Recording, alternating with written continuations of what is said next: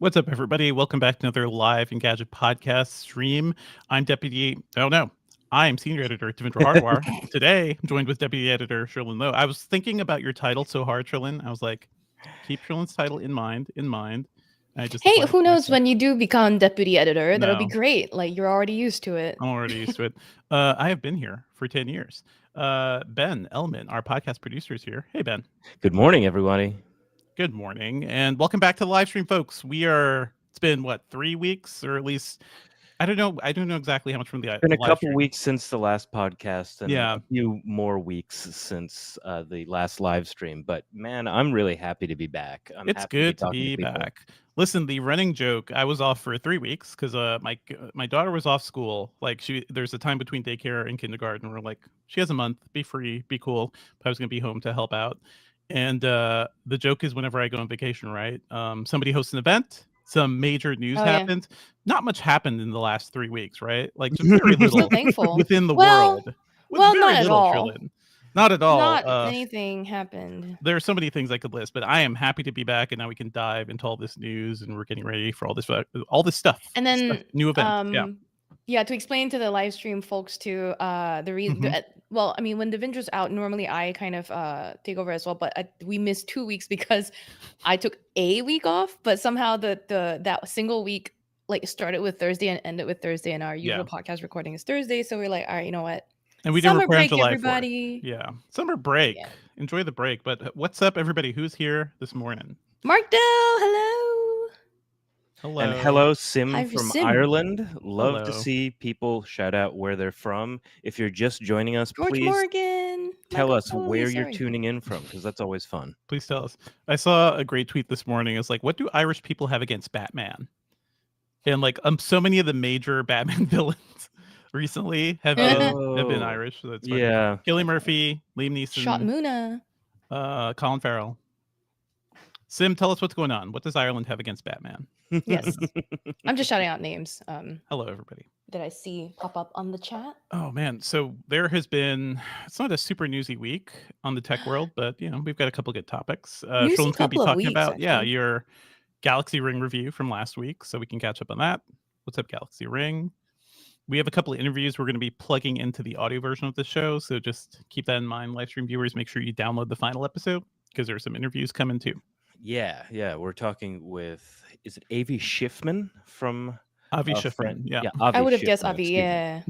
I've heard it from going to like Jewish summer camp and stuff. I've heard it pronounced both ways. Yes. But if you have seen the launch trailer for his device Friend, then you'll understand why the post I saw that just said Spike Jonze will pay for his crimes is so funny. Oh man, I didn't get a chance to. We had a very limited interview time because he was super busy and I was running off to interviews. But I wanted to ask, like, have you guys only seen the first half of Her? Do you not like capture the message of that movie, which was that we need humans, we need human companionship, and the AI is not enough for us?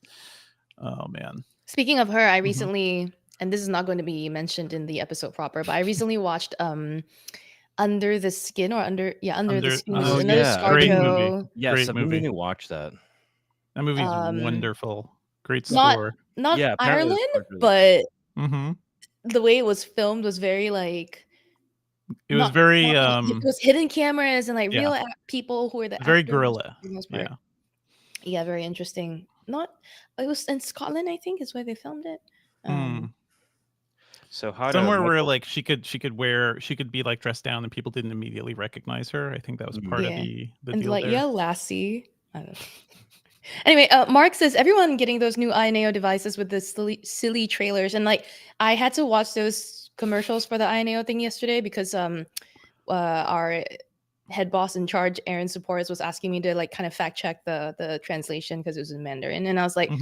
Yeah, I know that Americans will think this is cheesy, but this is pretty par for the course when it comes to like an Asian commercial. It's like very overly sentimental, Yeah, but those devices look interesting. All right, I'm just loading a name in here so we can mention it in the episode. Okay. Yeah, hi to Michael Coley, who's watching from Nashville. I have And friends. Cud, did we say hi to Cud yet? Or Hi, CUD? Cud. Hello, I could. CUD. Okay, so if you're just joining us for the first time, welcome to the Engadget Podcast. You're coming in at a really good time. After summer break is a great time to start. If you've seen us before, you know what's about to happen. I'm going to count down from 3. At the end of 3, everybody on the stream is going to make a sound. You can clap your hands or snap your fingers. This is just like the cough. clapperboard on TV and movie sets. And if you want to put a clap or a snap fingers emoji in the chat, that's always fun. And so let me just make a note.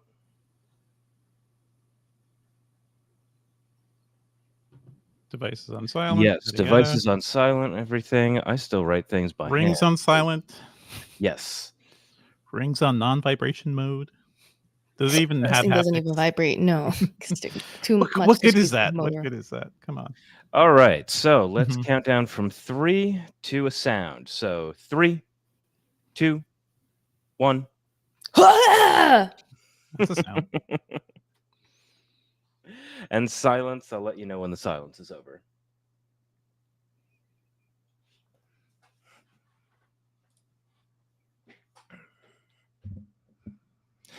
All right, silence over. All the All right. claps. Hi to Sandro Di Carva is a new name that left a clap. But everyone, Michael Coley, you go sit in a corner and think about what you said. Turn your What did he say? ringer off. Turn your What? ringer off. Yeah. And yes, Mark Dell, I am like this. All right. Once again, folks, we're going to have interviews that aren't in this live stream, so be sure to download the final episode. Subscribe to us wherever you get podcasts. Okay. Let's go in 3, 2, 1. What's up, Internet, and welcome back to the Engadget Podcast. I'm Senior Editor Devindra Hardawar. I'm Deputy Editor Cherlynn Lowe. Today, we are back from a bit of a break, a bit of a summer break. How are you doing, Cherlynn? Jet lagged. Oh, man. Yeah, you were in Singapore, right? Like, you came all the way back over. How long were you in Singapore? It was under a week, but including travel, I was gone for about a week and basically missed 2 days of like recording this podcast. So that's why we missed this many episodes. How dare you? To see your family, to have good food at the hawker stands. How dare you? That's also a really fast trip for such a long flight, Cherlynn. So you're such a trooper. But this week, folks, we are coming back into the swing of things. Cherlynn is going to talk about her review of the Samsung Galaxy Ring. We're going to talk about KOSA passing the Senate. This is something we've talked about before, the Kids Online Safety Act. And we're going to talk a bit about the AI gadget Friend, which debuted this week with a really, I don't know, cheesy trailer and had a lot of us laughing. But we also have some interviews with folks too. We have Avi Schiffman, the CEO of Friend, who talks with me about kind of what he's trying to accomplish with this device and why he moved away from making it like a productivity focused thing like the Humane AI Pin or the Rabbit R1. And let me just see here. And joining us to talk about KOSA is India McKinney, Director of Federal Affairs at the EFF. They're going to talk about why this bill has a huge amount of privacy concerns. Also, people are worried about censorship online because of this bill and the things it can stop online. As always, folks, if you're enjoying the show, please be sure to subscribe to us on iTunes or your podcatcher of choice. Leave us a review on iTunes. Drop us an email at podcast@engadget.com. We love your feedback. We love questions. And anything you send us can be mentioned on the show. So if you want to be internet famous for an episode or something, just shout us out. We also typically live stream the show on Thursday mornings around 10:45 a.m. Eastern on our YouTube channel. So join us for that. You can talk with the chat crew. You can see us do some Q&A live on camera today. Cherlynn's going to show off the Galaxy Ring, I guess, and just, boy, it's round. I don't know what else you can show off with that thing, Cherlynn, but we'll talk a bit about that thing. Let's get right into it, actually. So, Cherlynn, you reviewed the Galaxy Ring. This was a device I was not super amped about, but Samsung, I feel like Samsung was really leaning on it because Apple hasn't done it yet. There aren't too many other smart rings out there except for the Oura. How do you feel about this thing? Okay, so to your point, it on its own, the ring doesn't do a lot. And it's really basic. Like, it's a $400 device that's got a bunch of sensors on it. It will track your heart rate variability, skin temperature, It's steps. $400. That didn't click. It starts with at me until now. $399. You could get an Apple Watch for that price. Yeah, it is expensive. So you have to be okay with the fact that you're paying a lot of money for something that on its own, once again, Mm-hmm. doesn't do a lot. And the thing is, you with the ring, you leave it there to passively collect data on you, and then you spend most of your time, if you're like me and interested in those, bits of information, you spend most of your time on the Samsung Health app on the phone. And I mean, I like it. I think it's very comfortable to wear, partly because it's so pared down. It doesn't have a lot. It's not as heavy as the Oura Ring. In fact, it's actually half the weight The Oura of Ring the is kind of Oura a Ring. thick boy. Like if you look at that thing, Yeah, it's it's chunky. much thicker. And in fact, with the Samsung Galaxy Ring, I felt like so mine is a size 7, which is the third smallest size Samsung offers. And that's pretty similar to my actual ring size for those who are wondering. But like I would find even throughout the day as your body changes, it never gets too tight. In fact, like it might actually be too loose at times, which is important because that affects my blood oxygen readings at night, which I'll get into later. But first and foremost, the Galaxy Ring is a passive health data tracking device, and that's if it's right for you and if you have the $400 you want to spend on that, go for it. I think there are people out there that are looking for a low-key, low-profile gadget like this. Mark Dell in the chat asked a very good question, and it's something that is actually crucial in my review, which is or is there any reason to buy or get the smart ring if you have a smartwatch? For me, I found in my testing that the ideal combination is a ring and a watch. If I had a crap ton of money, I would wear the ring to track passive things like sleeping, low-level activities like neat stuff, and then the watch I would use for tracking workouts or when I'm like out and about, and I'm more likely to want to get notifications on a wrist-worn screen. That really, like, I found that when I was wearing both the Watch Ultra and the Galaxy Ring to be like the best combo when I was out and about. Because I don't want to wear that goddamn Watch Ultra at home. It's so huge. I hate. Yeah, I mean Anyway. that device may not have been meant for you, just like the Apple Watch Ultra, right? Like that is just a big Yeah, honking it's so thing. big. It's so I will big. say the Watch Ultra never felt as big as the Galaxy one because don't forget what Samsung's doing with the Galaxy Watch Ultra is to stuff a circular screen into a squarish body, so it just adds bulk. It doesn't need to be as bulky as it is, or it just isn't the Apple Watch Ultra isn't as bulky, but Yeah. there we are. It's kind of But fits the shape of your wrist more by being a little more squarish, I guess. That's a good question though, by the way, from Mark Dell, is that I think the thing facing wearables, I remember when a lot of the wearable stuff, when Fitbit first came out, when Jawbone had their early stuff, people were like, oh, this is so cool. I could track my activity. I could do all sorts of stuff. And the constant question was, well, why do I need this in addition to my smartphone, right? And now the right. question is, why do you need the smart ring? Likely in addition to a smartwatch. And then like Right. I feel like the I don't know, algebra for that, like the equation for that math is too annoying and too difficult for most consumers. It just seems like these things don't fully justify themselves yet. I mean, Mhm. for one, I think that like one thing I said in my review is that this thing doesn't do much, and that's that's Yeah. okay by Yeah. me. And I will point out that what it doesn't do is kind of frustrating. So, but to that point where like if you do have that, you've decided like I like this like setup, right? Wearing a ring and a watch. Mhm. The Samsung Health app is actually not bad at like parsing and putting together all of your data on the one page. You don't have to keep jumping back and forth between two windows or apps to just get all your data. It just all adds up, right? So one of the things that Samsung introduced alongside the Galaxy Ring and the Watch Ultra is its Galaxy AI enabled health, features like the energy score, which by the way, Garmin and Fitbit has been doing forever and ever. But the What is an energy scores, score? What is right? that? It's based on how much sleep you got the night before and how much activity you did the day before, and it tells you how ready you are to tackle the next day. And so like every morning you get a new energy score after Samsung's calculated your sleep and your activity from the day before, and it's like today you can take it easy, or you should take it easy, or then like you had a lot of rest and you did basically nothing yesterday, you little lazy pig, you do more today. It doesn't say those words, but you know what I mean. Like your energy score being high means you can go on a big hike or whatever.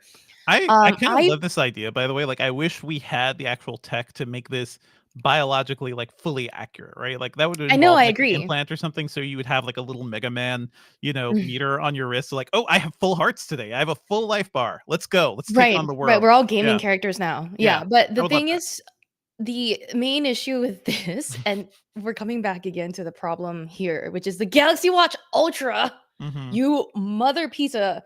It's like the Galaxy Watch Ultra is not only a chunky boy, it's like a chunkster on the scale of that we've Mm-hmm. established in previous episodes of the Engadget podcast. The watch itself, I have confirmed with Samsung last week, does not have wear detection. It does not know whether it's on your wrist or Wow. not.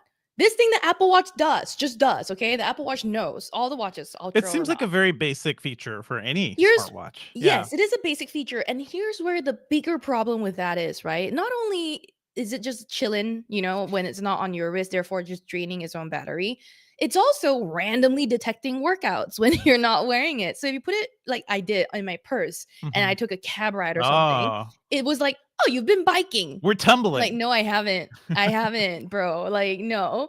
And the other thing is, it doesn't have wear detection. So that one of the key features of the Galaxy Watch Ultra is how when you press down that orange quick button Mm-hmm. for 5 seconds, the emergency siren will go off. Yeah. Do you know the number of times in my testing where the siren's just going off in my backpack somewhere and I'm like embarrassed in the Singapore airport? I have a video of this. My mom was like, Okay. "What is that sound?" Sending me off too, by the way, Mm-hmm. like to go home to US. And we were like, "What is that sound?" And it's in my bag. The Of course. Samsung Galaxy Watch Ultra slowly dying and still screaming at 2% battery, screaming with the emergency SOS. So that was frustrating. But Uh-huh. back to the point with the energy score, because that info from the Galaxy Watch Ultra was so inaccurate and messing up my entire activity history because of those phantom workouts, that my energy score was like, "Oh, you worked out too much yesterday. You took a lot of bike rides. Just don't work out as much today." I was like, "Huh?" Like, that's weird, right? Like, it's not a problem if you like take the time to go in and read and figure out what happened. But if you're just looking at your energy score and like that's all you look at, Mm-hmm. you'll be like getting very inaccurate information. So Huh. that's just one of like my bad experiences during testing. It's not a Galaxy Ring issue. It's a Galaxy Well, Watch it's Ultra an feeding into ecosystem Samsung issue Health. because if you had another Exactly. Galaxy Watch, right, not even the Ultra, like you would still have the same data like management issue between both of them, right? Yes. Yeah. So, Ugh. and Martel's like, "Good to know that I can stick my watch on my cat to try to boost my score." That's not, I don't, but sure, boost your Sure. activity score, but not your energy score or your readiness score.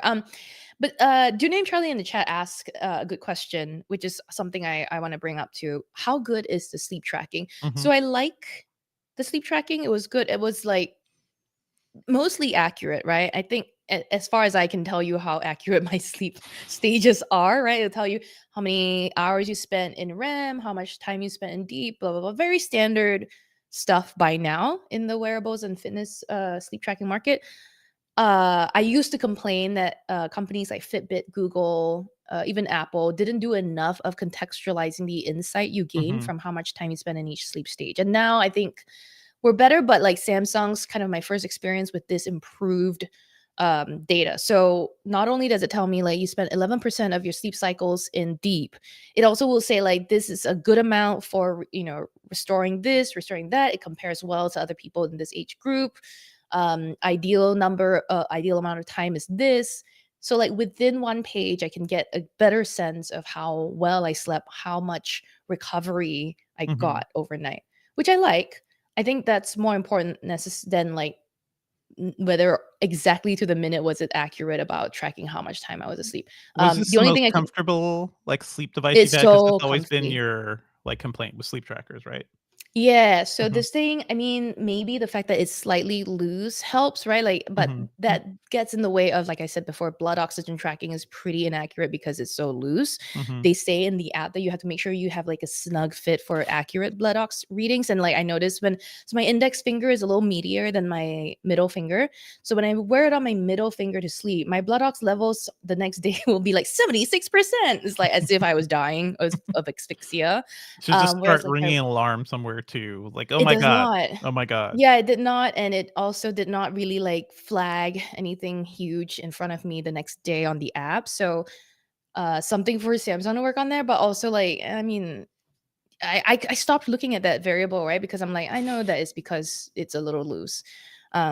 So Mhm. that is a difficulty for now. And I think I don't want companies like Samsung or Fitbit to be like, oh, we're gonna make these or Aura, we're gonna make these tighter so they get a more accurate blood ox reading. I'd rather it be like slightly loose, and then I'm like Sure. okay with not getting such an accurate reading. I think that makes sense. So, like overall, are you sold on the idea of a smart ring at this point, or do you still think it needs more time to cook? Yeah, I like it. Yeah. I like the idea of a passive activity tracker when I'm at home because I spend so much of my time at home nowadays. Mhm. And I don't like wearing a smartwatch at home, but that's me. Like it's such a specific use case. I think Samsung will find a market of people who are like me, but I don't know that it's for everyone. I think it's Yeah. it's just going to be a kind of a niche, but like the foldables, right? It's not going to ever be mainstream, but there are people who are fervent about it that will buy it. It's I mean, the foldable thing feels like, oh, that's a premium cool feature that I think people will aspire to. Whereas I don't know what about the ring stuff feels aspirational. It just feels like, hey, this is a cool solution for me because I hate wearing stuff on my wrist, you know? Right. Um, I ultimately, will all say this, yeah, go ahead.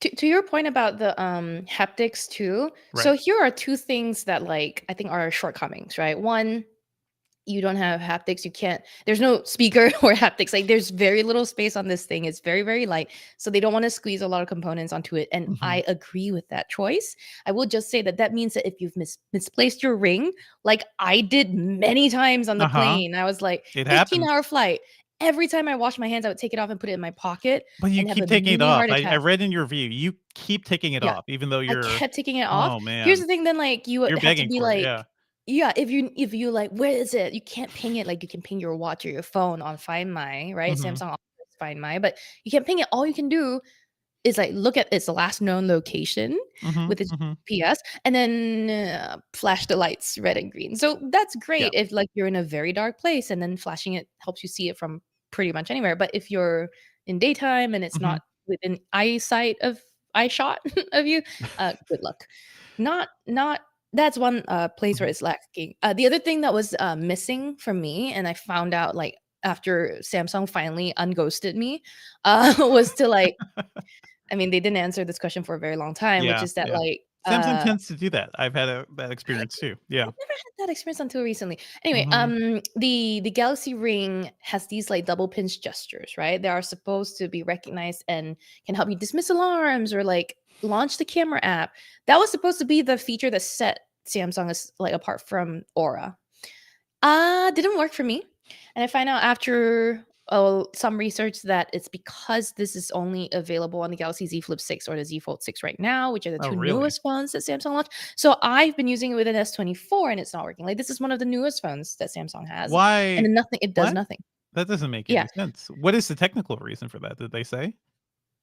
The they actually have never Uh-huh. answered this question. They Ah, unghosted me to answer my question about wear detection on the Galaxy Watch Ultra, but they never answered the S24 versus Z Flip 6 issue or the double pinch feature being missing question. And we found out because they mhm, gave an mhm. answer to The Verge that Ah, I saw somewhere. Yeah, I think you were very generous, scoring this thing at an 80, Cherlynn. Like, 80 for us is like, because I like it. you It's a like very it much like enough. I like it. But every time I hear about these issues with Samsung or just like the general lack of focus with this thing, I'm like, I don't.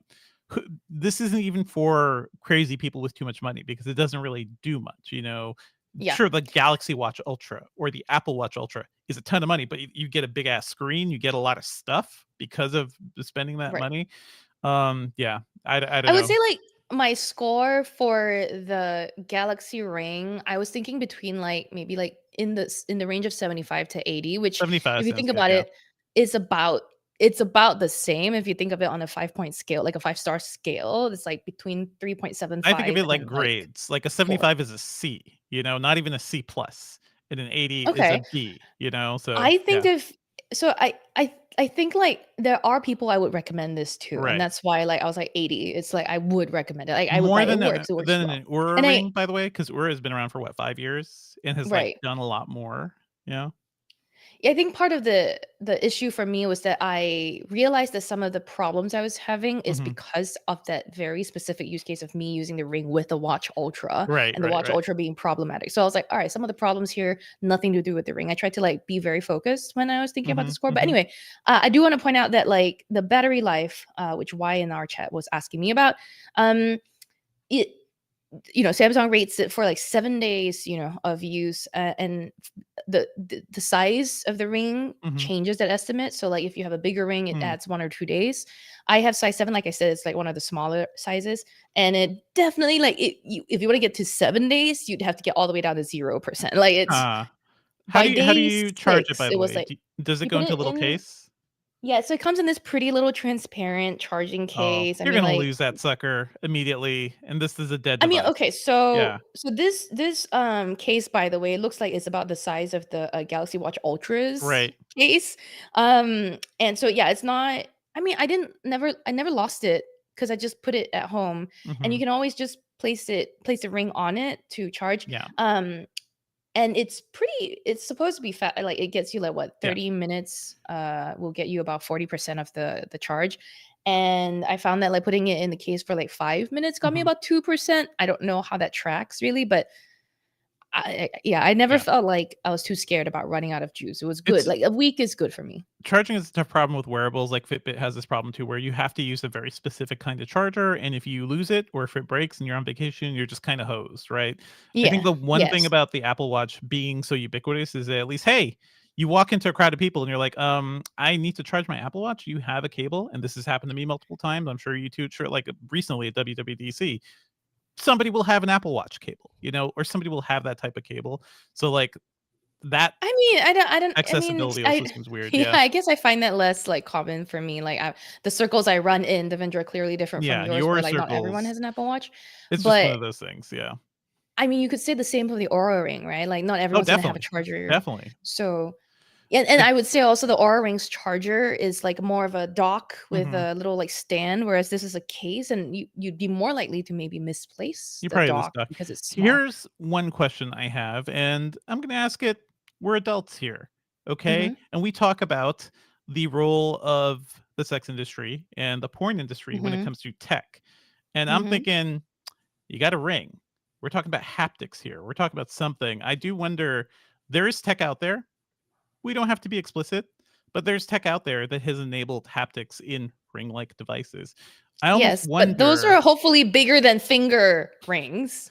Uh, mm, Mm. There are all sorts of devices, but I am just wondering, like, there are on the Apple Watch, you can tap it, right? And like have like a remote tap to somebody as like a way, like, hey friend, hey, how's it going? There's like a tap tap that Your you should brain be has able to gone do. into a very specific space, I'm just Devindra, saying. where Oh, I'm sorry. We're I talking about devices that we wear that are shaped like circles. I'm just thinking about where the innovation is going, or where it's happening, and it's certainly not in the would just smartwatch realm. say Yeah. I don't generally need vibration on my fingers. But what if you could, I'm just thinking, how can this thing be useful, right? Like haptics, we're talking about haptics. I do like the Apple Watch's little tap tap because it's almost like somebody coming next to me and saying, "Hey, what's up?" And that is a You're useful talking way to about look at digital touch notifications, or looking for different that things. feature, Yeah. right? I'm Where just they thinking of send ways to you. make this thing useful. Like, how do you make smart rings useful? What more could you add to them? I think some sort of haptics, some sort of feedback would be interesting. And that technology does exist, just not in the general I tech think, category. yeah. Yeah. I mean, I agree with you in the sense that I've actually been thinking about like what tech trend have I been most excited by over the Yeah. last 5 or 6 years, and it is the miniaturization of a lot of components like health sensors or like Yes. probably a haptic motor one day that would be Hmm. small enough to fit inside a ring of a certain size. I don't know what size you're thinking, but this is very challenging. I would say like a ring for my fingers would Yeah. be very small.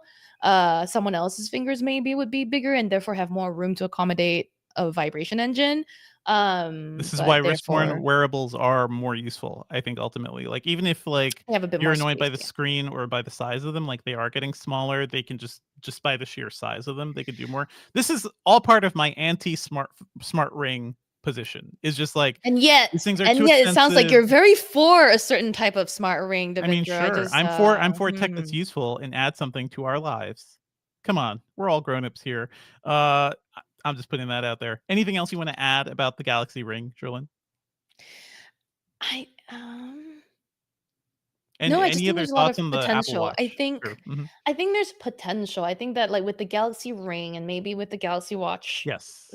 when it's improved, Oh, sure. Samsung has like to build more, right? Where the Aura Ring outperforms the Galaxy Ring right now is that Aura has been around for so much Yes. longer Yes. and knows exactly how to make sense of everything that like it's collecting and gathering. The way Fitbit had an edge over everyone else, like since the early days. Mhm. Um, Samsung has a lot of room to grow, and that's both good and bad thing, right? It's right now at a disadvantage, but in future, it's very easy to implement these things through software updates. Aura also has like implemented some things like, I mean, okay, by the way, the Ring is supposed to do cycle tracking too, which in the brief time I had it, just wasn't able to see if it was accurate or not. But Aura can do that too. Aura can do a lot of other things like stress tracking, like Yeah. predict when you're feeling sick because of your body temperature, that sort of thing. And Samsung could potentially do that. I just think, I don't think hardware is a big problem right now for the Galaxy Ring. I think it's like the expanse of software room for Samsung Sure. to grow right now. Sure. That's more interesting.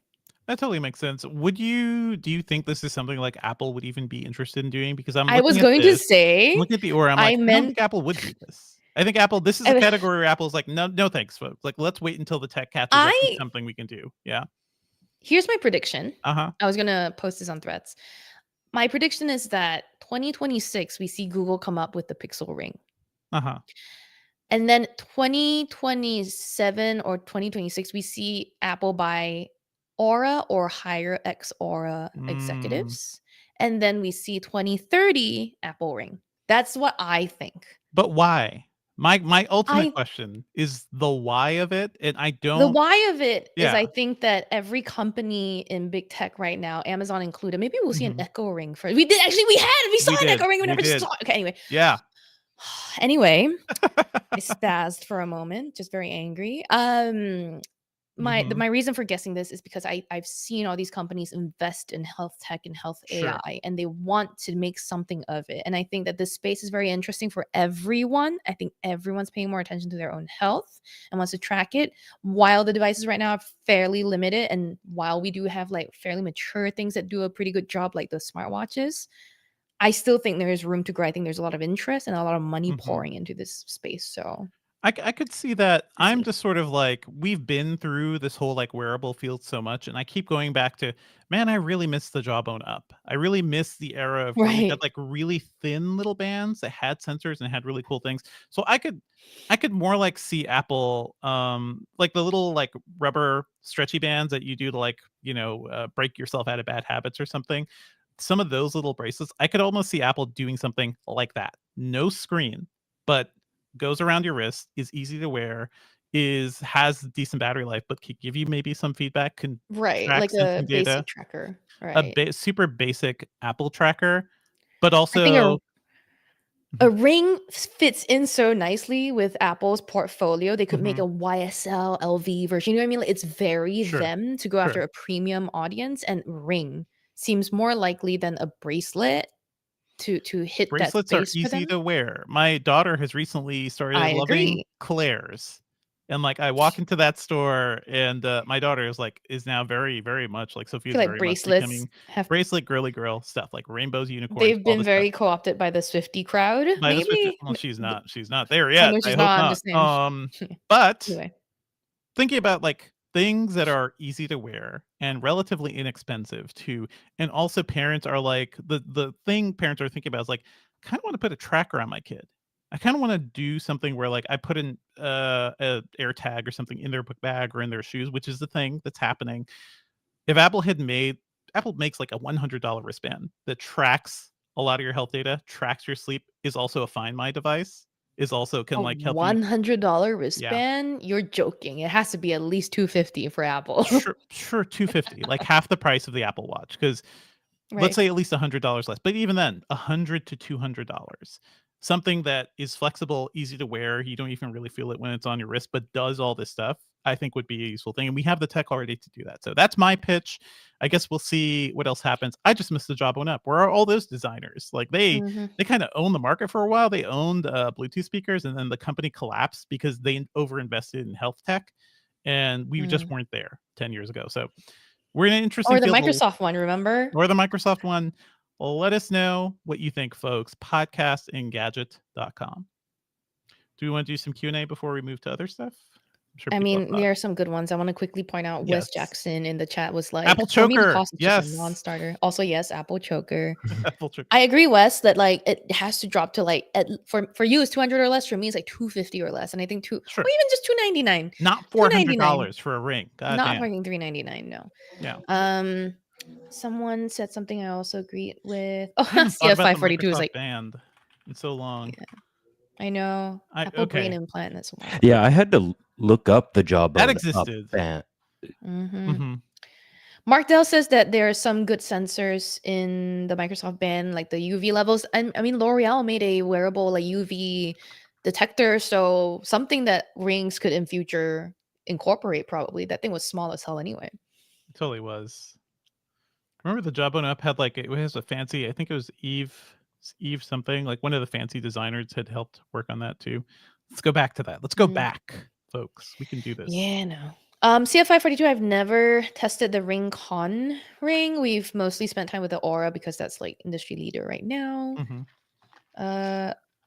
Mark Dell has seen me punch the Apple Watch Ultra in I think our review video back then. And no overheating so far with the ring, which is very important. Because it doesn't do anything. It doesn't generate heat. It just kind of sits there. Just tracking. I'm not pushing it further by like moving more. It's just like I will say I mentioned this in my review and I didn't get to talk about it during the episode, mostly just because I forgot to mention. The tracking, the data it actually collects is actually pretty good. I would go on walks. So like for the Apple Watch that I wear on the regular, it will be at least 10 minutes before they'll be like, "Oh, I noticed you're walking. Shall we start a workout?" Right? The Fitbit and Pixel devices are kind of like that too. You can set the threshold yourself, but it usually is like at the 10-minute mark is the minimum. Whereas for the Galaxy Ring, it's like, oh, I walked with my parents to the nearby food market, and it was like, oh, yep, you walked 0.26 miles. I'm like, wow. So basically, my activity log is more complete. I think like it's calculating a lot more. And when I dive into each of those walks, it's not only telling me the distance and time, it's also your cadence, your pace, your heart rate during this walk. Like a lot of more data than I thought it would provide. So that's pretty cool. That's cool. So we've got a very important person in chat. Hello to that boy from Malaysia. Oh shit! Selamat datang, that boy. I forget what's more. I know pagi is morning, but I don't know like what's good morning. Good is bagus, but not. Oh, selamat pagi. Let me know if that was correct. That boy. That boy is an 8-year-old meme now. I remember it pretty.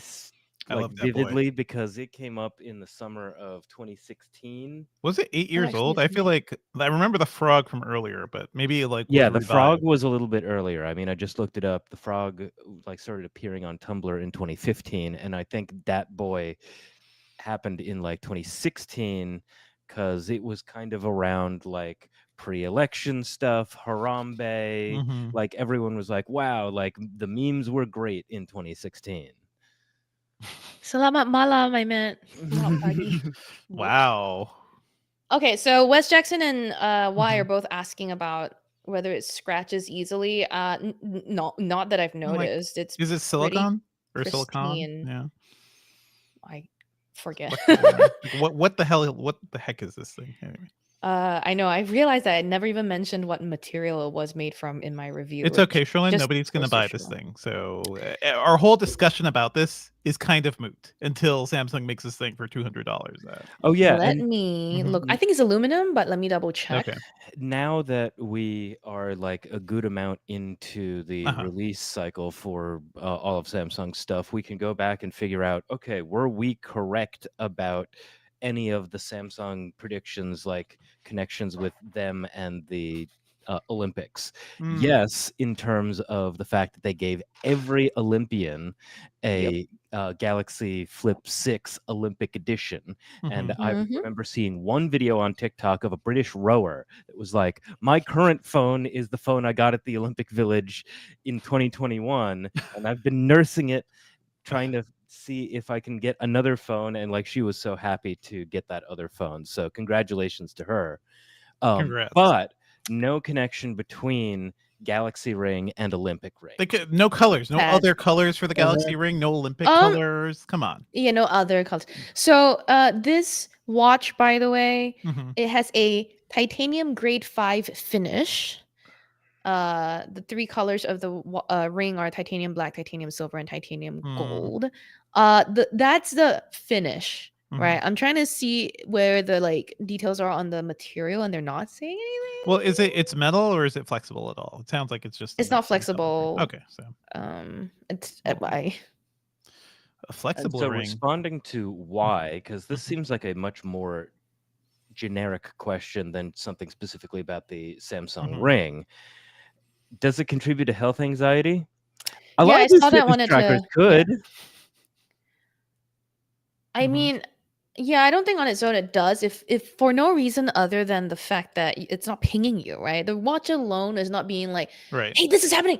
It's more like if you've set it up where like you get it to inform you if you have been idle for a while, like so your stand reminders, idle reminders, those surface on your phone. So if you're always tied to your phone anyway, you're going to see them. For me, I didn't even look at my phone, so it was like, you've been sat still for like 4 hours. Get up and move, you lazy ass. And then I'd only noticed like 7 hours later when I actually looked at the phone. So it's not, the ring on its own doesn't contribute too much to health anxiety. But why you do add on to say that like your relationship with your smartwatch is whether you are doing something, did you sleep okay? You don't really care if it's specifics. I think you'll have a similar relationship with the Galaxy Ring if you choose to use it. Okay, cool. Can we move on? Yes, because we got a lot of other stuff to hit. Thankfully, most of it is interviews that. Yeah. We're gonna throw to some interviews, but I'm gonna start with Friend just because we're talking about wearables. So okay, it all kind of fits together. Makes sense. Yeah. Okay. My mouse is being weird, so give me a second. God, wireless mice. Sometimes they work, sometimes they don't. Mark Dell, you need AI on your phone to be more abusive to you. Oh boy. Well, not this device. Okay. Okay, so speaking of wearables, what if, Cherlynn, you didn't have to wear anything at all to get some helpful, I don't know, notifications or something from your wearable? That sounds amazing. Don't have to wear anything at all. You don't have to wear anything so at all. No, so this week we saw the company Friend show off its sort of AI listening device. It's basically, in the promo video we see, it's sort of a pendant. You can tap it, you can gossip to it, you can tell it your inner thoughts.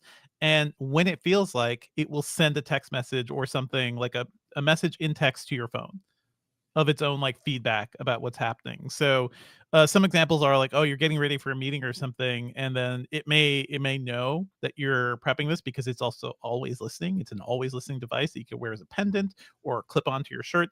And it will send you notes like, hey, don't worry so much. Don't worry about this interview. You'll be good. It's sort of like this weird sort of friendly thing. It was created by Avi Schiffman, who is the CEO of the company Friend. He's also somebody who's in the news for creating that COVID data tracker early on in 2020, and also the Ukraine refugee map to like get assistance for that. Both of those projects, by the way, have seen a bit of criticism. Like if you go to Reddit and search his name, like Redditors are kind of pissed because he kind of used some data from their open maps that Reddit was creating, crowdsourced, to put it on his site, and he got a lot of publicity for that, even though he did not create all that data. Similarly, the Ukrainian website, which is not active anymore, but that website to help people, I believe public policy folks were like, well, this is a good intention, but also this could easily be compromised by people who want to like traffic refugees or something. So like it did not have all the thoughts in it. This kid is 21 years old now, so he's grown up, but he's very young. And this project, at least from what he describes it on the website, it's sort of a solution for loneliness. It's sort of like when you're traveling or you're in an airport or in a hotel room alone, like you just feel like isolated from everybody. You have a thing you can tap and talk to, and it'll respond to you. It is not a productivity device like the Humane AI pin or even the Rabbit R1. It's not like trying to actively do stuff. I think we've reached the era of like vibes-based gadgets, Cherlynn. Like it is just, you wear it And if it feels like it's gonna send you, hey girl, you got this. You're good. Keep going. How do you feel about this? What's with you and Oh my God. vibes, Devindra? You're This like is where we are. vibes, This is where we're- vibrations. Wow. Okay. Vibes and vibrations are very different things, but No, vibes are vibes. vibes and vibes. Listen, Uh, we used to have people who were covering sex tech more. Our own Dan yeah. Cooper is very, very popular every time he writes about Pornhub. We're grown-ups. We could talk I've about this covered stuff. vibrators, Yeah. for Engadget especially. Uh-huh. But to Franco Coley's point, it sounds like you still have to wear this pendant, so it's not something You have don't to need like to wear it like a necklace, wear it like a Necklace, pendant, right? or Okay. have it like, clipped to your clothes or something. It has to be like on you so it can hear you. Mhm. Um, And also, when you say always Mhm. listening, is it Always listening. always listening for a hot word or Nope, it's always? always listening. It's just Okay. like a little device that's always listening. It's running its own like little. I think it's one of the Claude models for AI. So one of the like small scale. I don't know, what do you call that? SLMs. And so the privacy issues here are It's not huge? sending into the privacy issues are huge. Yeah, it's always listening, but the work it's doing is local. So it's local and Okay. sends you little texts. It's not uploading anything to the cloud, at least according to the Oh, company. okay. So it's not backing up. Ah, That okay. also means if your little friend dies one day, if you crush it, if it goes in the wash, your friend is gone for good because there's no backup of this data. So that is the basic concept of this thing. Just let me know, Cherlynn, like you were interested in the rabbit because it looked really cute. You tested and Mhm. reviewed the Humane AI pin. Does this seem like an AI gadget you would be into? I like that it's a whole different approach, Sure. right? But I think it's gonna run into the whole thing, the problem that the Amazon Halo ban initially had, where it's always listening. And it's not like it's a different approach from Amazon's Halo stuff in the sense that it's not telling you, hey, your tone sucks, like, cheer up. It's more, you sound stressed. But Amazon tried to do that too. So I'm saying that this is not brand new in terms of the like approach or the idea. I do Mhm. think it's a little bit Amazon wasn't using AI like the same like level of AI models. It was using their own like homegrown stuff, I'm sure. I mean, like AI, we've debated the reason, Yeah, sure. the Whatever. definition. Anyway, yeah, so it's a different model of Mhm. language LAMs, language models. Yeah. But I just think it's a little sad It that is a little sad. Yes, I asked him this directly. So the idea of this was to like stop loneliness, right? Like, what if I had a thing that could keep me company?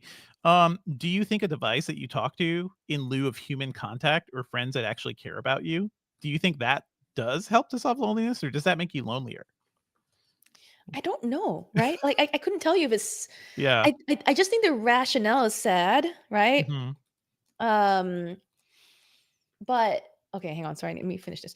Hmm. I think the motivation is well intentioned but kind of sad, right? Like it tells me that there are people out there that are lonely Hmm. that think that something like that will be helpful. It always reminds me of all those people on Reddit that are like talking to bots, and talking to bots is not what I see as like a healthy, It's productive very similar to that. way Yeah. to connect. Yeah. Right. So I'd rather but I see the point of something that will motivate you. I just think it's empty motivation, right? Hmm. Like it's Hmm.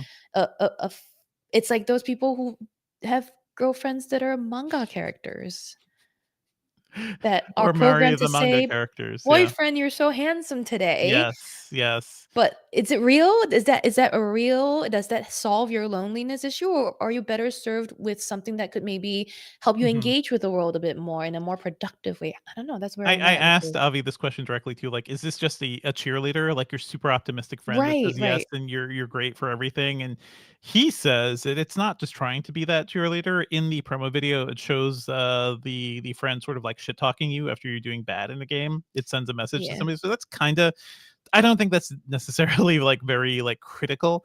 Right. I would love to see if like, oh, you were really shitty to that person, or like your attitude right now is not so great. Maybe you should Right, take like, a break.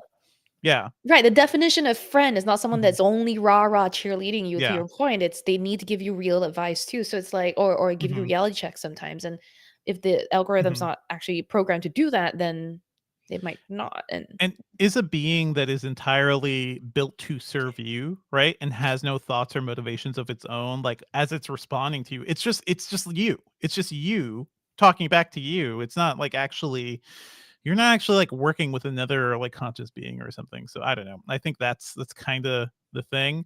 One thing I'll also mention here, there's a story at 404 Media that found out. So Friend bought the friend.com domain. How much do you think that domain cost, Cherlynn?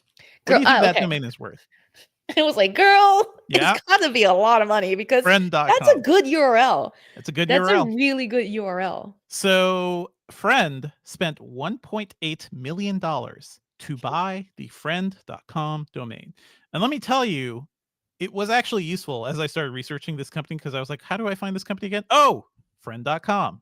That's why they spent $1.8 million to buy it. This company has only raised $2.5 million so far. So make that, how does that math work out?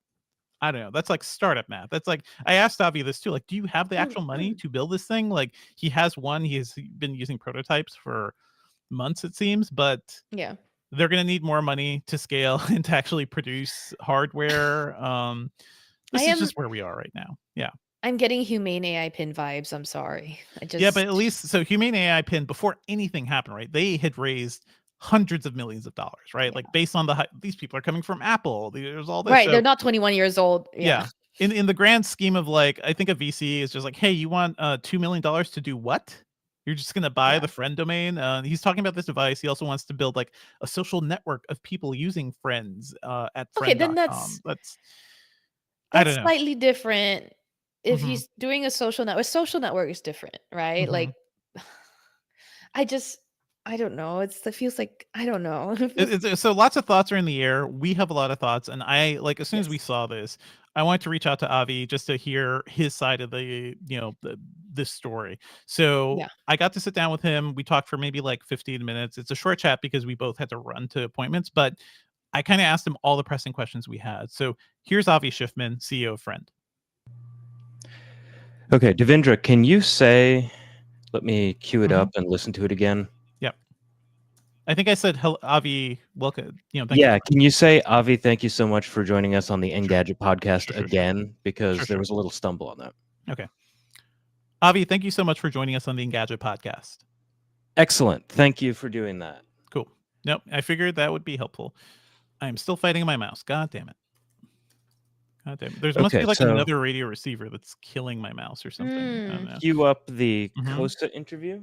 I will do that next. Can you say delicioso? Did I say that right? What? CF542 rightly points out that even Google bombed trying to create a social network from scratch. Remember Google Plus? I mean, nobody remembers Google Plus. Yeah, exactly. Nobody remember Google Wave? I loved Google Wave. I loved Google Wave. I miss Google Wave. That was a cool, and a lot of that was like eventually put into. It was the skeleton docs. For docs. Yeah. Okay.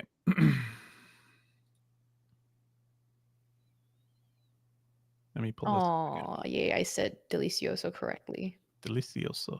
Okay. I'm going to go right into this next one. Moving on to other news. We saw this week that the Kids Online Safety Act, or KOSA, has passed the Senate. It is on the way to the House. We don't know what's going to happen there. But if that happens, the president could end up signing it into law. We've talked about this before. And we've talked about a couple of bills from lawmakers aimed at the goal, they say, is to protect kids online. And there is overwhelming support for this in the Senate. It passed by 91-3, it seems. Just overwhelming support, bipartisan support for this thing. The idea is that, it's coming off of all these stories we're hearing about terrible things happening to kids because of social media and because of online interaction. So these are kids committing self-harm. There are stories of suicide. There's stories of bullying. There's all sorts of things kind of pointing to social media and basically the lack of ability we have to control it. So let's talk about what KOSA means. Just reading from our report here by Carissa Bell, KOSA requires social media companies like Meta to offer controls to disable algorithmic feeds and other addictive features for kids under the age of 16. It also requires companies to provide parental supervision features and safeguard minors from content that promotes eating disorders, self-harm, sexual exploitation, and other harmful content. The thing that is really getting people up in arms, and that is people like the ACLU and the EFF and other privacy advocates, there's an aspect of the bill called duty of care And it means platforms are required to prevent or mitigate certain harmful effects of their products, like addictive features or algorithms that promote dangerous content. And the FTC would be in charge of enforcing that standard. There are also aspects of this where basically lawmakers would be able to say some of this information could be harmful to kids and it should be blocked on the internet. So that could be resources for LGBTQ students. It could be all sorts of different resources. Like the free flowing ability of just having information on the internet could be affected because of this thing. And that is an externality that I don't think lawmakers are fully thinking about right now. So yeah, first of all, what do you think about the initial goal for this, Cherlynn? Are you worried about like potential crackdowns on information online and the chilling effects that could have? I think there's some important context here for Mhm. my personal view on this, which is I just came back from Singapore. Yes. And Singapore, the place my parents live in right now, they use face recognition to access all of their locked gates and doors. Mhm. And they have no problem with that. Singaporeans are very much less sensitive to these sort of privacy fears, I think, Mhm. than maybe other parts of the world are. Not that they are completely not scared; they're just Yeah. less sensitive because I think there's a bit more trust in the government. But also because like Um, there's never been the sense of free flowing information, right? Like right. the full Well, freedom of speech and things like that, right? Come on. right. The freedom of speech argument's not one that's been made in Singapore almost ever Yes. because the Yes. government just claims that there is heavy government censorship. Yes, Mhm. we just don't get LGBTQ content on our national media at all, basically. Mhm. That context laid out, I think, the idea of KOSA is good. I think it's nice to see bipartisan support for something like this when it comes to children, when it comes to teenagers and their mental health. It's good to see people come together for this. And I think that there's, much needed scrutiny of social media and its effect on the younger, more vulnerable parts of our population. Yeah, but I agree with you that the duty of care part is potentially could be exploited by like bad players. Mhm. I just don't know. I think it boils down once again to execution, right? Like I think the intention's good. I think in general the idea is good. I just don't know how it would be executed. Yeah. And I don't know that you can trust the government bodies that have been like handed the control here to actually execute it well. As a Singaporean, I That's don't even fully trust the that's Singaporean government all the exactly the time. problem, right? Like if But you yeah, sign this thing exactly. into law, like it is then a very powerful tool that bad actors could use. And it turns out our government right now full of plenty of bad actors. So there's a piece at the EFF called the KOSA Internet Censorship Bill just passed the Senate. It's our last chance to stop it by Joe Mullen. It's a short read, but it's a good read because it dives into the things that could potentially happen here. So let me see here. Specifically, he says KOSA will lead to people who make online content about sex education and LGBTQ plus identity and health being persecuted and shut down as well.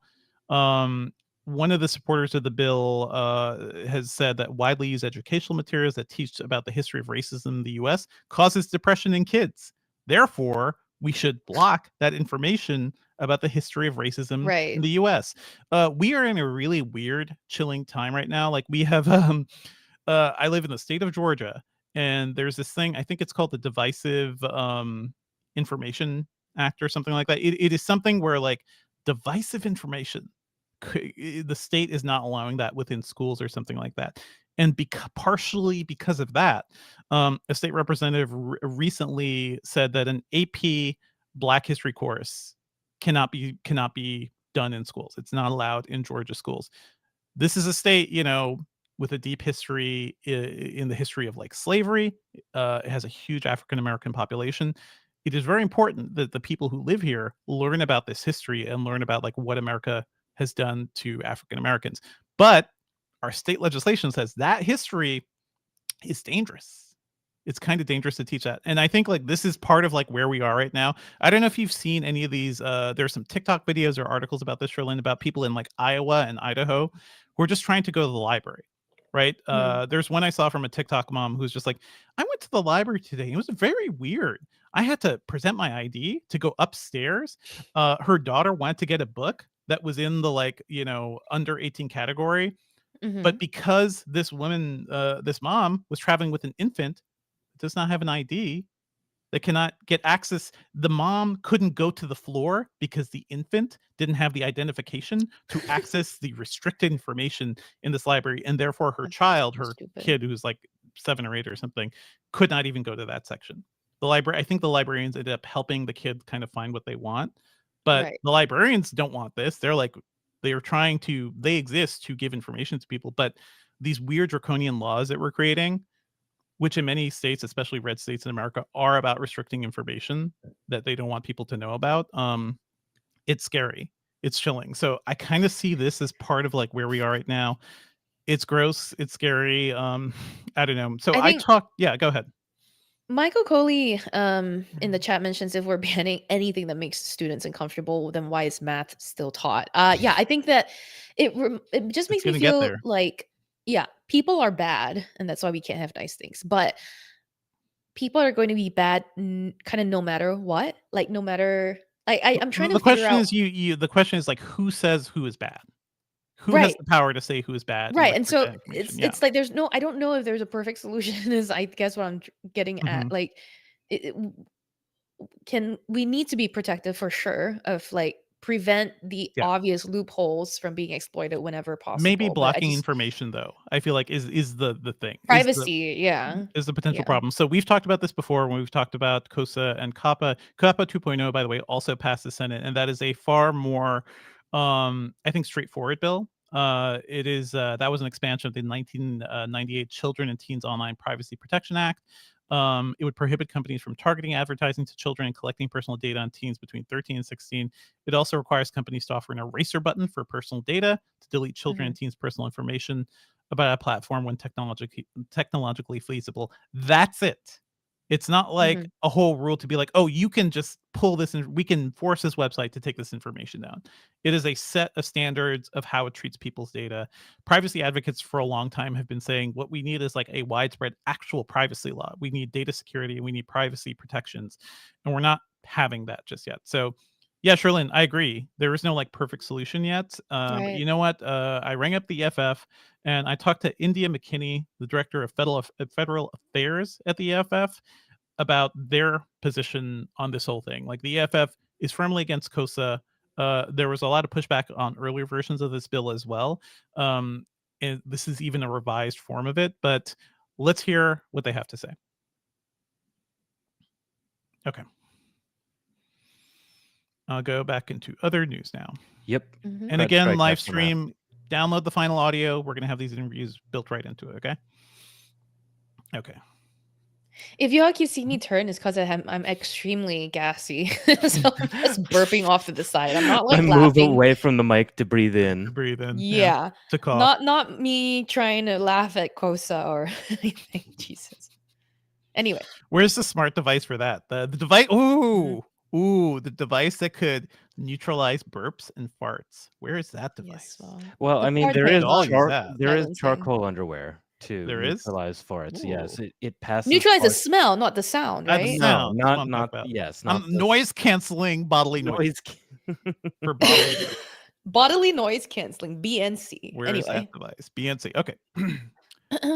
Moving on to some other news. Another story that I missed while I was out on vacation was apparently the entire internet around the world, or at least many, many PCs and devices, ended up being shut down because of the CrowdStrike outage. CrowdStrike is a company that offers like online security protections and cloud protections to companies. Their job is to prevent outages like this. And because of a bug in CrowdStrike's a recent update that they did, it ended up crashing 8.5 million Windows machines around the world, which has affected corporations like Delta, a whole bunch of folks. I just saw the news this morning. Delta says that the CrowdStrike issues, which led to delays for days on end, like even after CrowdStrike fixed the problem, people in the Atlanta airport, where the major Delta hub, were stuck there for 3 or 4 days, unable to rebook flights. People were living in the airport for several days. Delta says this whole issue cost them about $500 million. So kind of a big mess. Cherlynn, you had some stories because of CrowdStrike? My gosh. Wow. I was on a close to 20-hour flight right before CrowdStrike. I think it happened while I was in the air. And then when I Not what you want to hear. landed, Yeah. Yeah, when I landed, I found out, and my friends were all like, "Oh my god, you landed!" Everyone's like, "Oh my god, like good thing you made it right before all the like drama with air travel happened." And I was like, "What? Huh?" Huh? I truly You had blissfully was internet. unaware. You had internet. Did Yeah, you I not was go like, online at all on your flight? I did, but I Mhm. didn't see anything about CrowdStrike. Why was I actually no, I actually managed to only keep to like fun and social stuff, Wow. not Yeah, work that's stuff. very brave of you. I was on the beach outside of Savannah in a little beach house, and I saw this news, and like the news incoming was like widest internet outage ever. I'm like, I'm on vacation. Once again, I miss one of the big stories. But let me tell you, Great. Cherlynn, do you remember the rise up to Y2K and like Yeah, the I chemical remember. issues? Yes. You were I thought we were all around. gonna die. I was You were young enough conscious. to be. Well, the stories, the media was like, "Oh yeah, Yeah. all our computers are going to shut down. Society will end. Civilization will halt to a stop." Right. And what ended up happening is that people were aware of the bug for a long time, and a lot of work behind the scenes by IT workers and engineers went in to preventing that. So Y2K didn't actually end up being a huge problem. Right. This is very close to what people were expecting with the Y2K bug, which is Oh a boy. single bug that affects computer systems globally across multiple corporations. The problem here, and this is something we talk about sometimes, is like consolidation of the internet. So a lot Mhm. of companies rely on CrowdStrike for data protection, for online Mhm. cloud protection, for all sorts of stuff. A lot of companies are using this one company. So if this one company fails, it's Yep. like a cascading effect that screws everybody around it, and Yeah. that's ultimately it. Like, this is such an example of us relying on a handful of companies on the internet, and it's like when AWS goes down, how many companies are Yeah. affected? Or yeah, it's things like I think that, so so do you think we learned anything from this? Like, do you think companies are changing what they do because of this? I don't know. I don't really know. Like the other weird thing is that a lot of companies are incentivized to use CrowdStrike. So like when you're building up your Okay. IT operations or something, or a startup or something, they're like, "Oh, everyone's using CrowdStrike. Let's use CrowdStrike." And I hear from some companies too that they're like, I think it's like the people working on their data side, people push CrowdStrike because it is kind of the way regulators like it. The government knows how it works, so like it ends up being the de facto solution for a lot of people because of that. So this is Yeah. another example of where not having a competitive market of solutions ends up biting us in the ass. There Mhm. is a good story. Southwest, everybody's favorite cheap airline, ended up avoiding the CrowdStrike outage because it's still running Windows 3.1 across its systems. Okay. Are you surprised by this? I just find it so funny. They got the last laugh, I guess. I They guess they did. got the They're last like, laugh. I mean, they were retaining some customers because of their like very strange and bucking the trend system of like non-reserve seating, and just you get assigned a seating timing or a seating order. You go in and grab whatever seat you want. So they didn't need super sophisticated seating software, I guess, and Well, don't therefore worry, Windows Cherlynn. 3.1 was enough. They've also modernized to Windows 95 on some systems. So I gotta say yeah, though. So some yeah. part of my stories around this was I lurk on some airline subreddits, Hmm. and Southwest apparently after all of the CrowdStrike stuff has recently announced that they are changing over to yes assigned seating for at least on some level. And I guess this was a change or evolution from all of that. But Delta, like you mentioned in our podcast notes, it was royally screwed for most of the week. They were like struggling to keep back up. And I also saw a very interesting post by Hmm. someone who said they were a pilot on Delta Airlines and wanted to share kind of their perspective as a crew member, and like the system situation, right? CrowdStrike outage also affected them like in a way that Yeah, like yeah. they wanted to get on flights, they wanted to fly out and help people get on planes and get to their destinations, but they could not because Hmm. of the issues affecting them as well. Like this person on Reddit was saying that the system due to the CrowdStrike outage thought that one crew member was missing and therefore wasn't able to like let the flight go, but actually that crew member wasn't even assigned to the flight to begin Right. with or something like that. So it's so deeply entrenched into all parts of a lot of the businesses that it's really important to like fallbacks, and more fallbacks, right? Like I think Yeah. Mark Dell in the chat says, don't just rely on multiple companies for your infrastructure. If you rely on AWS, Azure, Hmm. Cloud Strike, now you're affected by every outage. So maybe diversifying has always been like Well, good tip. that is exactly it. Like, yeah, Yeah. diversify as much as you can. I ran into issues where like I would just go to a store and they were like, sorry, we can't take credit cards today, or we can't take tap to pay because our entire Oh, payment system is down because of CrowdStrike. You're gonna have to swipe your credit card. So that is, yeah. it's another also example of like how delicate our modern Yeah. infrastructure is. Like one stupid company, one stupid update, a very small update that triggered like all these global repercussions. What a mess. But Fallbacks. fallbacks, Yeah. alternatives, and other solutions. Well, let's run through some of this other news. Yeah. Hey, the the Democratic presidential nominee, since we last went live and recorded this podcast, is no longer Joe Biden. It's Kamala Harris. Shout out to Kamala Harris, who was just here in Yeah. Atlanta, had a huge thing. Unsurprisingly, Elon Musk, the owner, the owner of X/Twitter, is been going insane online because of that. And one thing he ended up doing is sharing a doctored video, an AI doctored Harris campaign video, where she talks about being a DEI hire. She like in this video, the fake Kamala Mm. Harris talks badly about Joe Biden, things like that too. What is interesting about this is that I see a list of like community notes under it that are pending to be applied to this video. But if you actually look at it without clicking into that, and I don't think everybody has the ability, like it's only the people who can add community notes can see the pending stuff. Normal people will see no community notes or corrections because of that. There's no label that this is AI information. Even though I believed X has a policy that you have to Yeah. clearly label AI produced media. So of course, because it's Elon Musk, he doesn't have to follow his own rules, right? He owns the site. So yeah. He also, by the way, this is even more recent of a Mhm. development, took down the profile or account for WD4H, White Dudes for Harris, Yep. and then Yep. reinstated it after a lot of public outcry. But like, yeah, They free were speech having the White Dudes for Harris call. They were raising a lot of money. A lot of people are Yes, raising money, and they because raised of a that, lot of money. Elon Musk is so mad, so mad. Magically that account was deactivated. This Right. also happened to another account. I forget which one, but another account like tied to raising money and supporting But Kamala like, Harris. So yeah. I am echoing commentary on Reddit that I agree with, which is that like, didn't he totally just buy Twitter because he wanted to Yes. enforce free speech for everyone, but then No. now only No. for him? Remember when any of these folks, especially like the right wing folks who We always are knew all it was about not free gonna speech, be. they are the first ones to limit What speech a and censor lie. things and change speech to their own like whatever they prefer instead. So I just, yeah. yeah. I just want to point this out. Be careful out there on Twitter, because I'm still spending time there, because that is still where a lot of the conversations are happening, right? Like, and that is where the people I trust and follow are also. I'm also on Blue Sky, I'm also on Mastodon, but I see a lot of people leaving those services and going back to Twitter because that's where the community is. And part of me is like, I don't want Elon to just like take that. He can manipulate it. We're gonna be there, but yeah.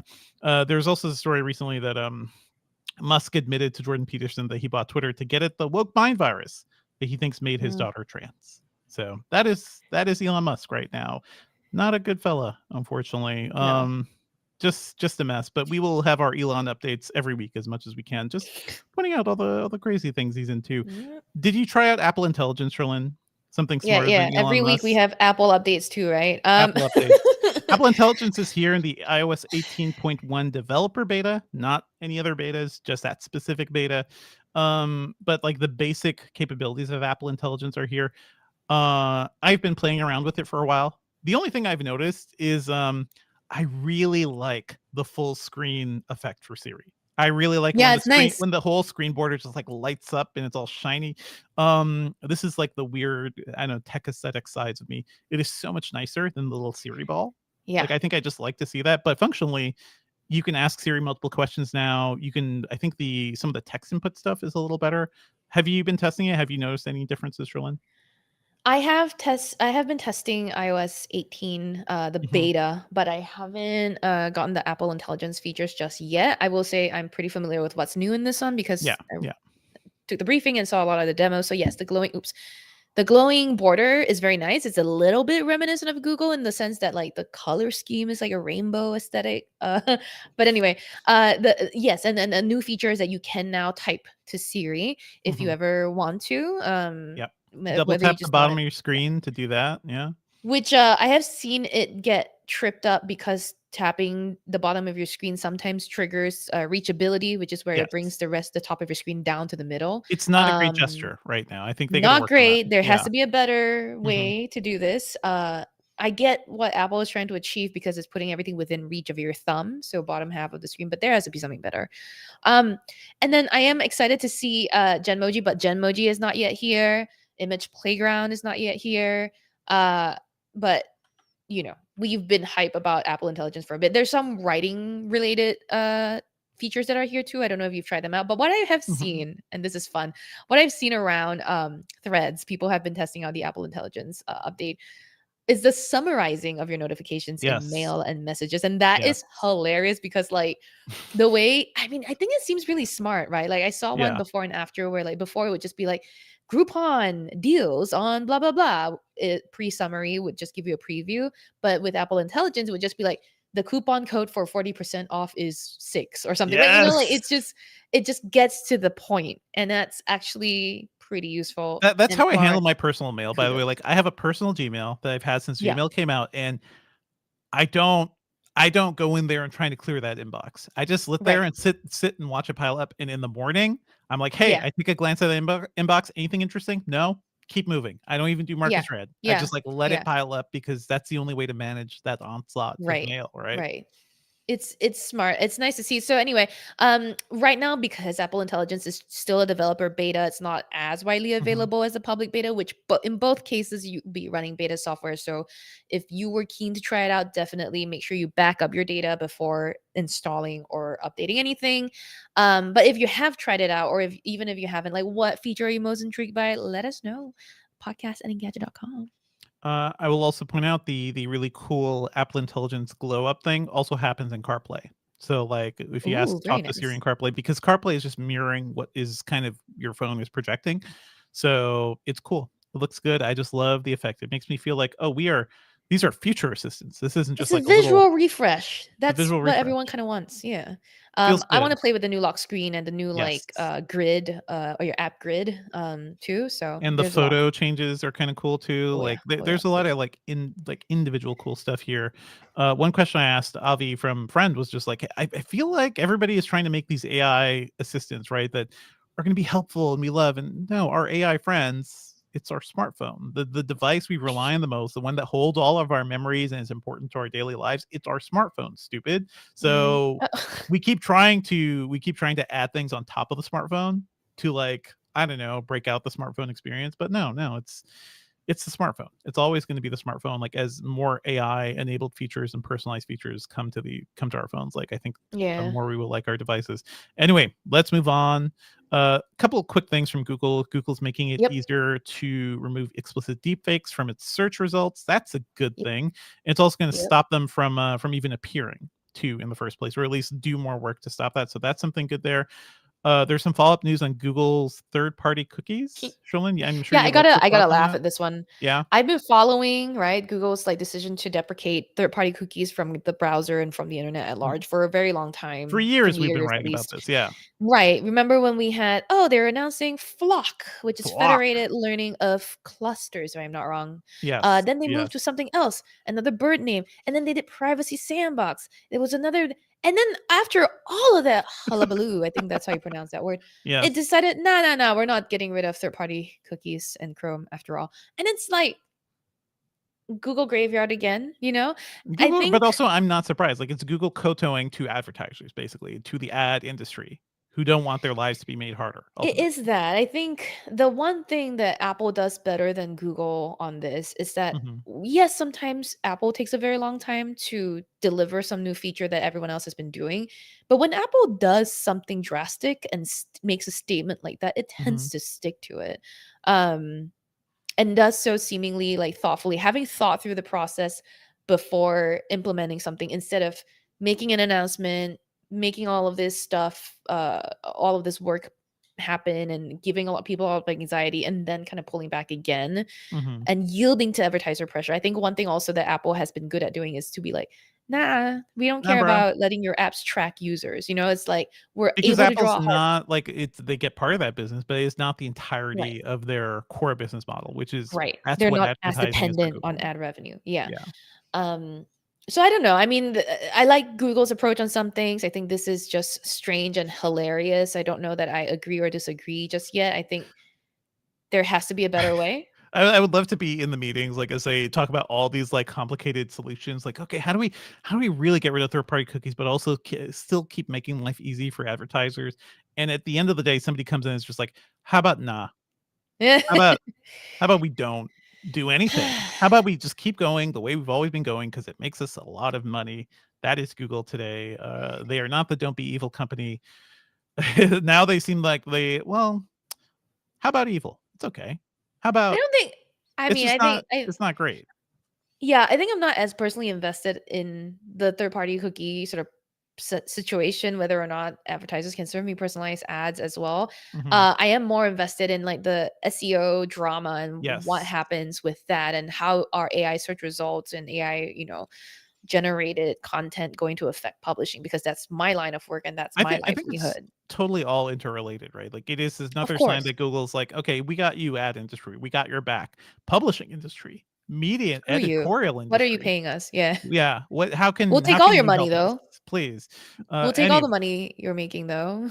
real quick, let's mention some stories around Engadget. Matt Smith reviewed the Galaxy Flip 6, which looks really cool.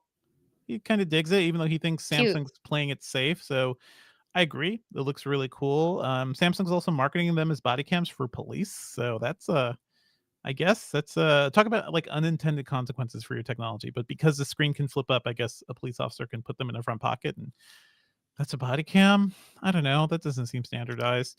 I just think it's funny because look at Hmm. Samsung marketing this thing. Okay. Hmm. I'm at the risk of this episode running longer than it already is running. Yeah. Quickly to shout out that basically what Samsung did here is like show some like pictures and video footage of people dressed in what appear to be police Hmm. uniforms, and then with Yeah. the Galaxy Z Flip 6 kind of like clipped onto the pocket Uh-huh. with the camera facing out, and therefore like a body cam, right?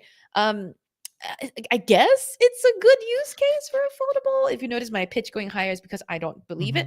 Hmm. I will say I have seen the Surface Duo, Oh yeah. Microsoft Yeah. Surface Duo, uh, being used by Microsoft employees at like who have disabilities Hmm. as a more like accessibility like friendly piece of tech or device. So there's something better that you can think about with your product, Samsung, but this doesn't seem to be it. Yeah, Yay Police is basically what Samsung's doing. I want to shout out Just Condit wrote about Star Wars Outlaws, which is the Mhm. new like open world Star Wars game that I know a lot of people are excited about. The title is I really want to like Star Wars Outlaws. So I think Jess is a bit conflicted on it. Like her story is like she is not super into Star Wars recently. I really want to get Jess into Star Wars Acolyte. But this game so far, I think she had good impressions with earlier demos, and now it just feels kind of big and a little aimless. I've seen other previews that were more hot on it too. So I think overall it's like a positive look at this game, but Jess has concerns. I have concerns too. I am less of a fan of big open world games these days, especially when they don't fill them up with stuff to do. So there's that. Let's move on to what we're working on my end. Just more AI laptops are coming in. I'm coming off of vacation, so I'm going to be reviewing Mhm. some of those. Cherlynn, what's up with you? Yeah, still doing a couple of watch related things. The Galaxy Watch Ultra, I'm still testing that, as well as still spending time with the WatchOS 11 beta. And then um August, in case y'all didn't know, is going to Mhm. be the month of Google.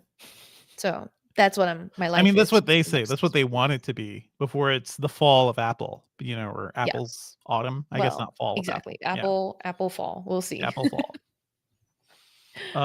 Yeah.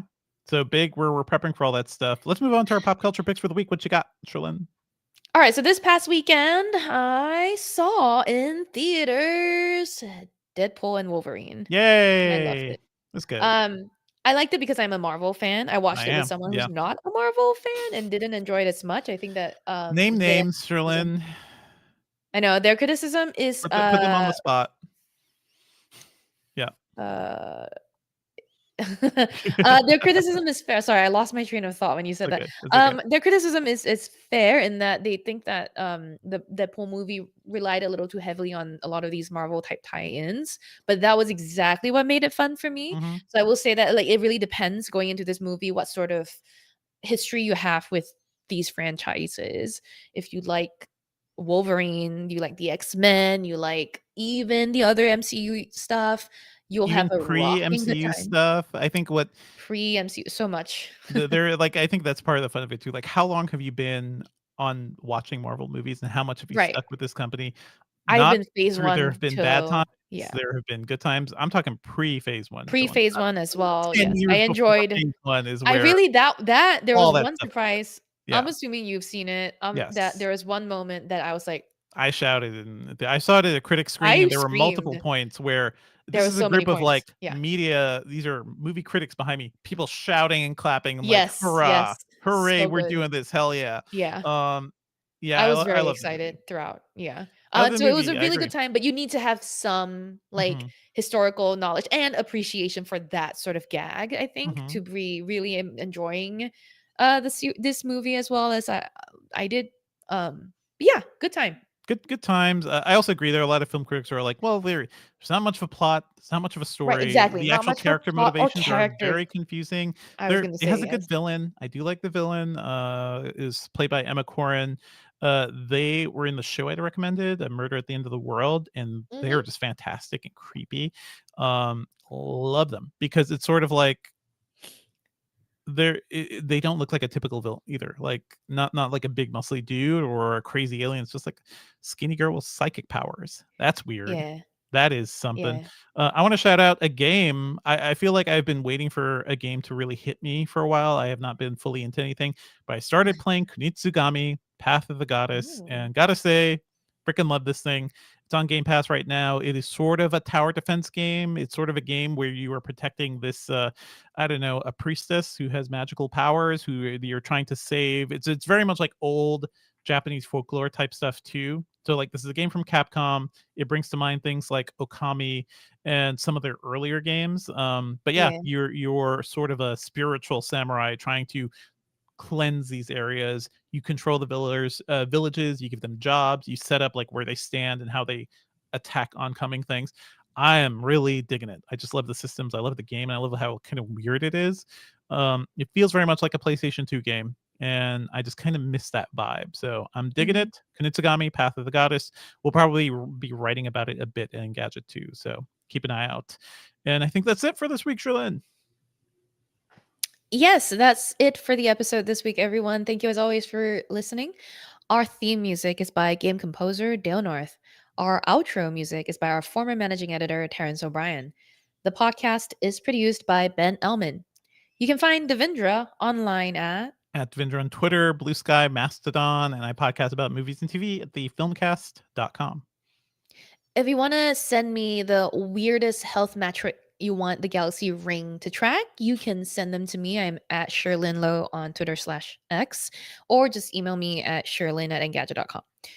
Email us your thoughts about the show at podcast@engadget.com. Leave us a review, please, on iTunes because that helps people discover us. And subscribe on anything that you're listening to your podcasts on. All right. Yay! Welcome back, everybody. Good name, Thank you Charlie. for. My daughter Hello. is screaming for dinner. She wants to, or for lunch. She wants to go to a Aw. sushi restaurant. So I'm gonna have to. Do you want to do any quick Q&A? Quick. I think we're good. Any We've already pressing run stuff? late, so Yeah. Thank you all for joining us. Happy to be back on the live stream. This is fun. yes. I love where these Yes, conversations go. I love the quote. My best friend is already my smartphone. This is exactly. true, Martel. This is true. What is For with everyone you that's all day, every day, morning and night?